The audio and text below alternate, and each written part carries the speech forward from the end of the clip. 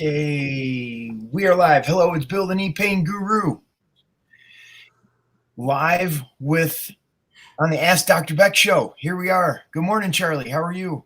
Good morning, Bill. I'm hanging in there. It's starting to become fall. Just this morning, it got cold. Oh, it got cold. You don't have a cold.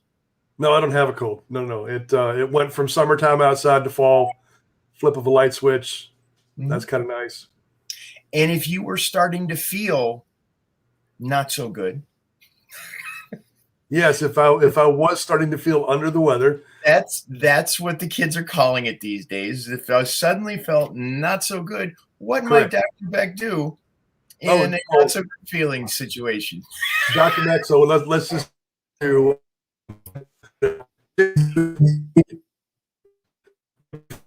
normal feeling.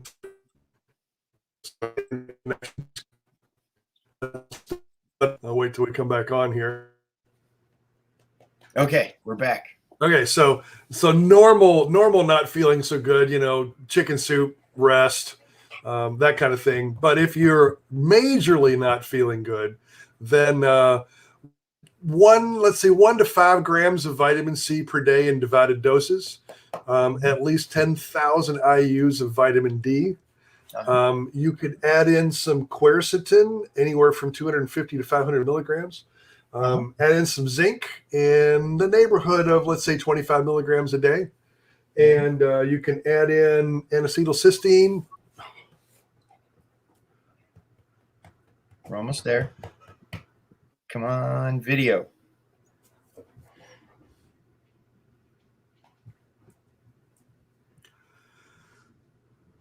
I think I could hear you. Can you hear me?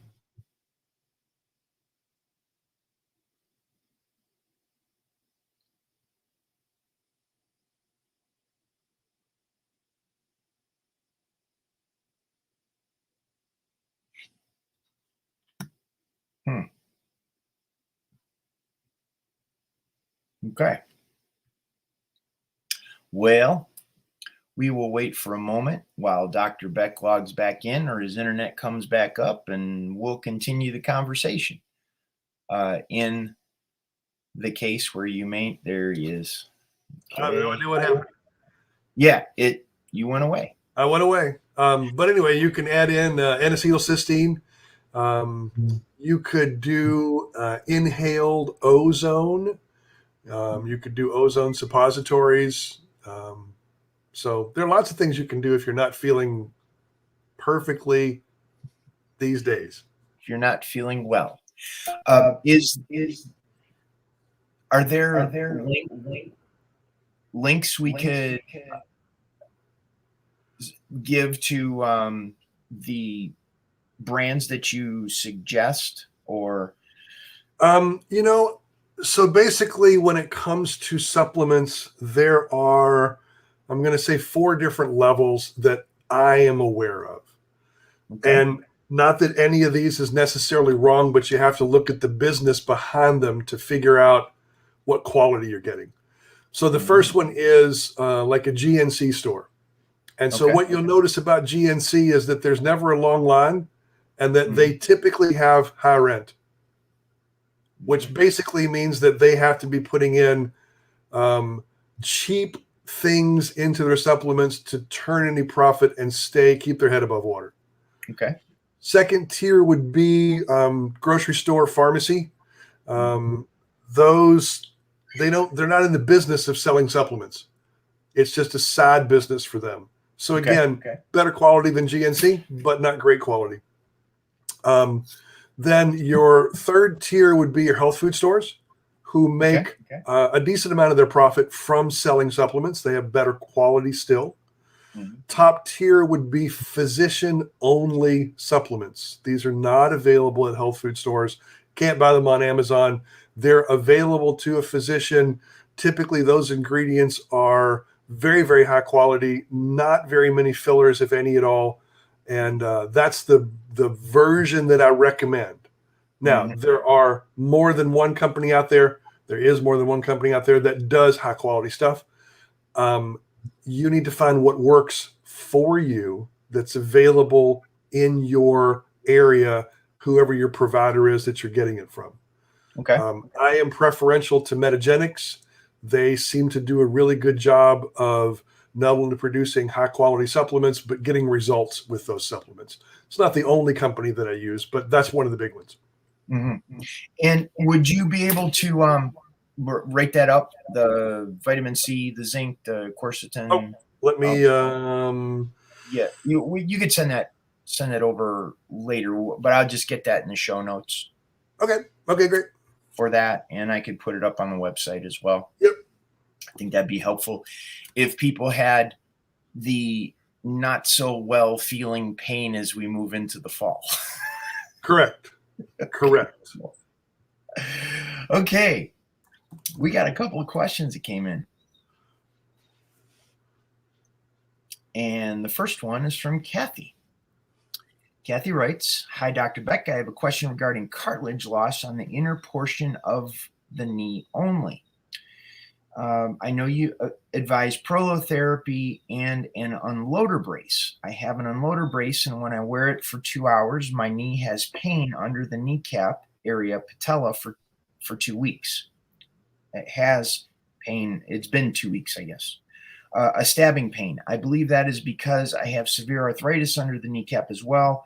Is there a different type of brace that wouldn't pull on the kneecap? Thanks as always for your help." So with what I just heard you say, without the brace, there's pain on the inside, the medial side.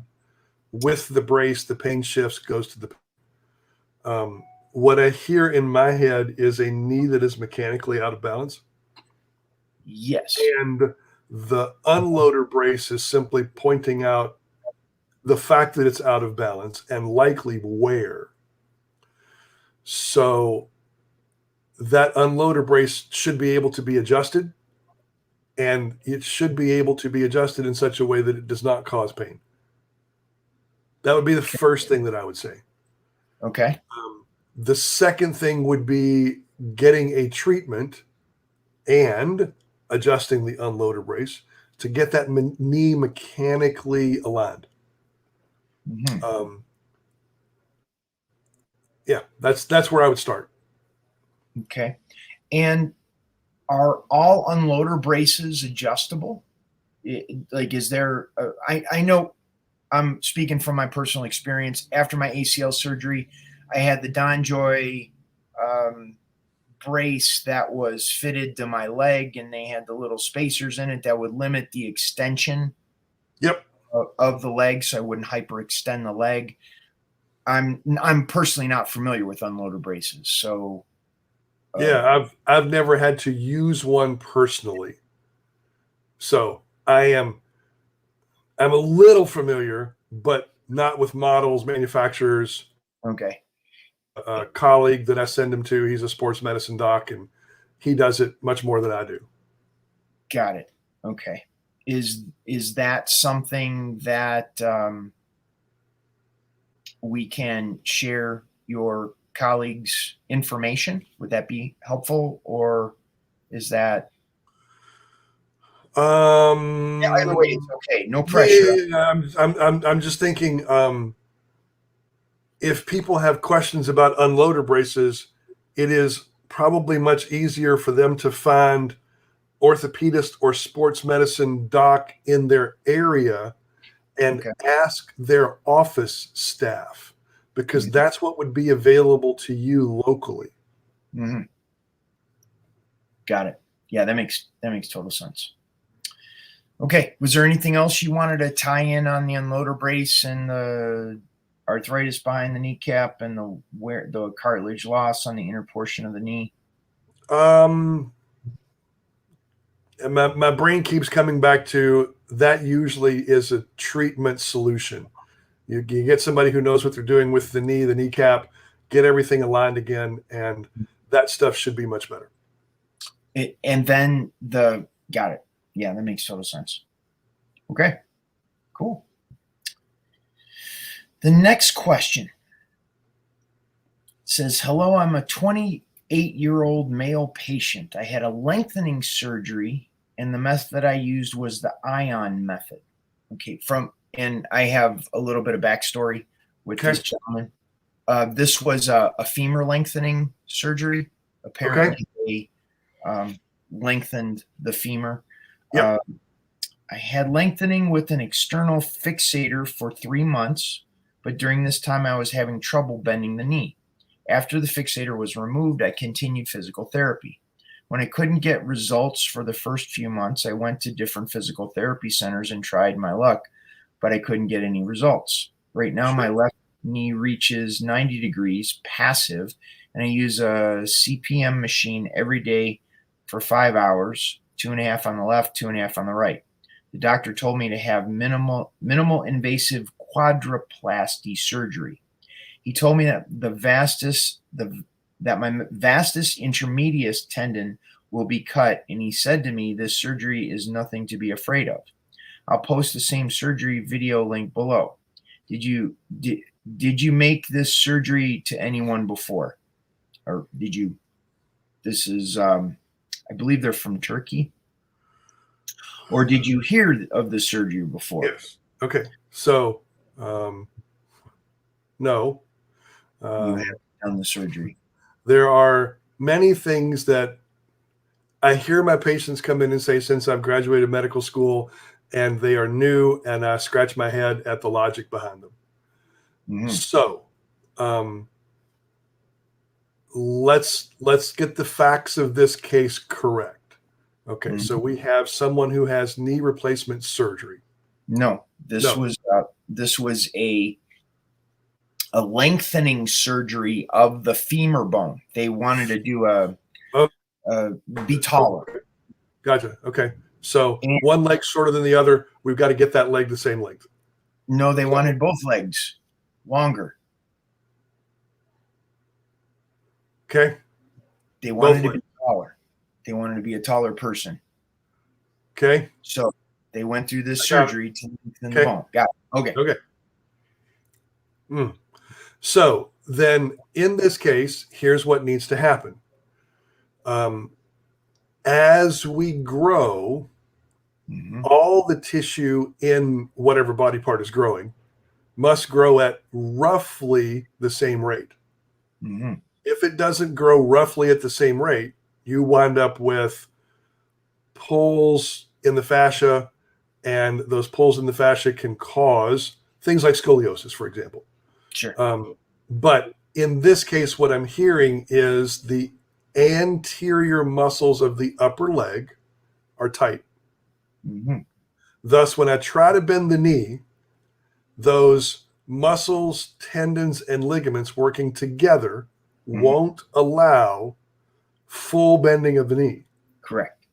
It seems that way. Correct. All right. So then, in my mind, we treat that just like scar tissue. And I'm going to go from simple to more complex. Fascia is the hydrostatic skeleton of the body. So it is water filled. Right. Now, basically, at least this is what I hear can happen. It's really impossible to do this, but if we were to take a person walking down the street randomly, and let's just say that for a moment this was legal, we're able to take out all their bones, we take out their brain, we take out their eyeballs, we take out their tongue, we take out all the muscles, all the bones, all the blood vessels, all the nerves, all the organs, and we leave the fascia and the skin. That's all we leave. That person in three-dimensional space looks exactly the way they did when all the parts are in there. Okay. So what that goes to say is that the fascia does this big job at supporting our bodies. Okay.